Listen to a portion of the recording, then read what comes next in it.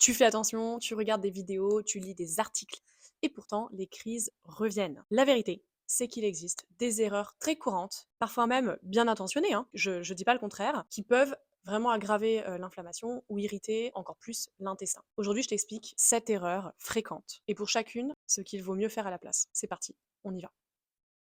Alors, pourquoi déjà ces erreurs arrivent, avant de les citer une par une? Parce que quand on souffre, on veut une solution très rapide. Internet propose des recettes miracles, des régimes extrêmes, des compléments magiques. C'est du n'importe quoi. Attention, ces maladies sont différentes déjà d'une personne à l'autre, et il n'y a pas un truc miracle comme ça. C'est plus compliqué que ça. Il y a plus de choses à faire que ça. Et ce qui marche aussi pour quelqu'un peut aggraver chez une autre personne. D'où l'importance, vraiment, d'avancer dans un cadre structuré avec méthode et sécurité. Alors, première erreur, tout supprimer de son alimentation, changer du tout au tout d'un coup. Bon, beaucoup de personnes passent à des régimes mais ultra extrêmes, ultra restrictifs. Alors parfois, au début, ouais, ça marche, il y a moins de symptômes, mais franchement, sur du long terme, ça tient pas du tout. Et ensuite, vous pouvez vous carencer, appauvrir votre microbiote. Du coup, sur du long terme, ça fait un intestin plus fragile, c'est pas du tout adapté. Vous créez de la fatigue et recréer un nouveau cercle vicieux qui va mener à la maladie. Donc, on fait pas ça comme ça. À la place, il faut juste prendre une alimentation adaptée, y aller petit à petit, cibler les choses, et puis après, bien sûr qu'il y a un travail sur l'alimentation, mais c'est pas du tout le seul travail qui y a à faire, hein, ça ne suffit pas. L'alimentation, c'est vraiment, j'ai envie de dire 30 du problème, mais ou 40, mais ça fait pas du tout le tout. Mais c'est important de le faire parce que sans l'alimentation, on ne s'en sort pas non plus. Mais ce qu'il va falloir faire, c'est voilà, cibler, et puis ensuite, quand on a atteint la rémission, garder un cadre nutritionnel, son cadre général, hein, le mode de vie, et puis ensuite doser avec toutes les autres choses. Objectif ici, donc en y allant petit à petit, c'est vraiment cibler les déclencheurs, les trouver, plutôt que tout s'interdire d'un coup. Ensuite, l'erreur numéro 2 que je peux voir, c'est lâcher complètement le traitement médical parce qu'il ne marche pas, ou bien le lâcher en se disant ça va mieux. On ne fait pas ça comme ça. Les traitements régulent l'immunité, le système immunitaire, et du coup, vous avez une grosse béquille. Vous avez une protection, c'est une béquille, hein, oui, on est d'accord. Mais ça peut être utile déjà, surtout au début, et après pour arrêter le traitement, ça se fait pas comme ça en un claquement de doigts. Il faut vraiment que vous ayez intégré des choses, que vous ayez vraiment compris plein de choses, et puis que vous preniez la décision avec votre médecin tranquillement, ou au moins lui en parler, dire qu'à côté, vous êtes formé, que surtout vous êtes stable, que vous avez vraiment intégré plein de choses et que vous vous maîtrisez, que c'est bon, vous avez toutes les clés. On fait pas ça comme ça. Voilà. Ensuite, troisième erreur, penser de manger hyper sain, ça va avec l'alimentation. Trop de fibres en pleine poussée. Les fibres sont utiles quand on est en rémission, mais pendant la poussée, elles peuvent irriter mécaniquement, en fait. Ça veut pas dire que c'est mauvais, mais c'est au niveau mécanique, ça peut irriter, et du coup, on s'en sort pas. Au niveau de la muqueuse, ça peut être abrasif. Donc à la place, pendant la poussée, on garde que ce qui est doux, bien cuit, simple, et ensuite, quand on commence à aller mieux, on réintroduit tout ce qui va être fibre. Et d'ailleurs, quand on est en rémission, là, on peut prendre plein de fibres, selon les terrains. Exemple, vous pouvez en pousser, prendre des courgettes, des carottes cuites, un riz, une banane, et ça va. Erreur numéro 4, prendre 10 compléments en même temps. Curcuma, probiotiques, plantes, vitamines. Si vous prenez tout d'un coup, vous savez, c'est une catastrophe. Le corps a trop d'informations. Il est déjà en difficulté, en fait. Trop d'informations au même moment. On ne sait même plus en plus ce qui nous fait du bien, ce qui nous fait pas du bien. Il faut cibler, et puis on peut même faire des énormes erreurs de faire ça tout seul. Il faut vraiment cibler et y aller intelligemment, de manière intelligente.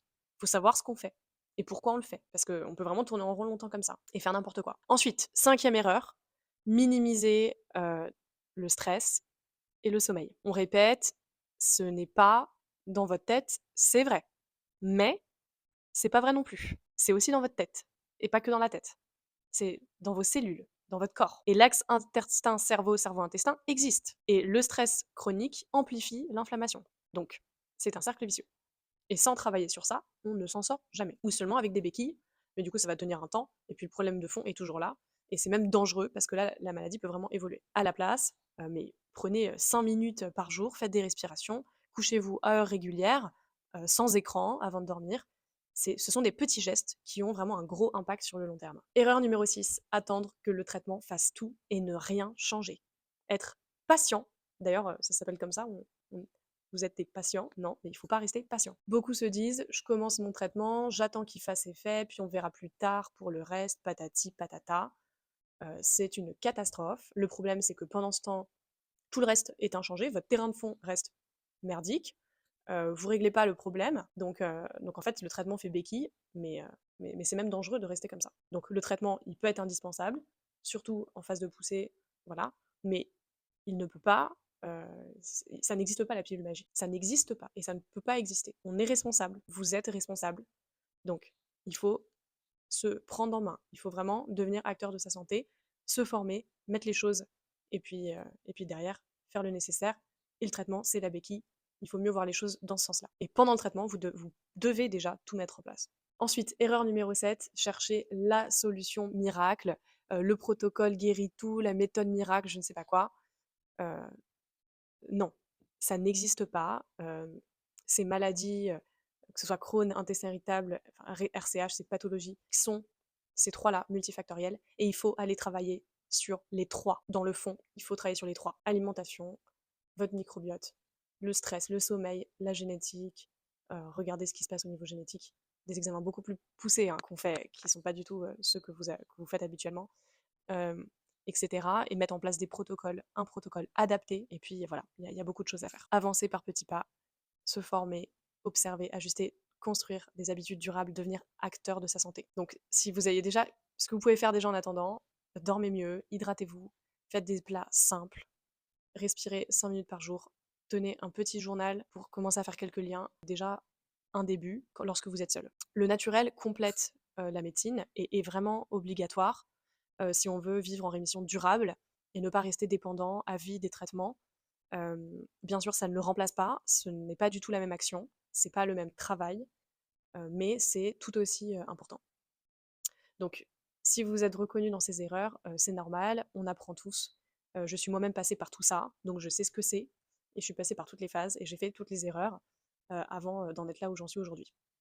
Et la bonne nouvelle, c'est qu'il y a vraiment des choses à faire et qu'on peut redevenir acteur de sa santé, calmer cette inflammation, l'éteindre, soutenir une rémission stable, durable. Et ça, c'est génial parce qu'on est vraiment acteur. Pour ne pas avancer seul, j'ai créé d'ailleurs le groupe gratuit qui s'appelle le Cercle Elpida. J'y partage des conseils, des outils concrets. Vous y trouverez aussi du soutien. Le lien est dans la description. Je vous invite vraiment à nous rejoindre. Et si cette vidéo vous a aidé, vous pouvez liker, vous abonner à la chaîne et pourquoi pas commenter et partager.